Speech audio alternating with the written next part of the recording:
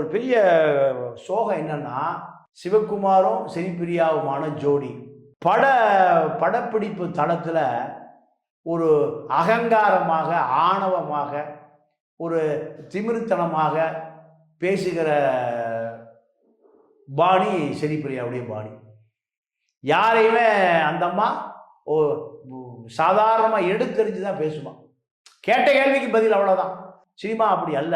வளைந்து குளிந்து குலைந்து நடுங்கி அதான் பதில் பேசணும். இந்த அம்மா அப்படி பேச, அதனால 2 பேரும் 12 படங்களில் ஒன்றாக நடித்தார்களாம். 2 பேர் யாரு?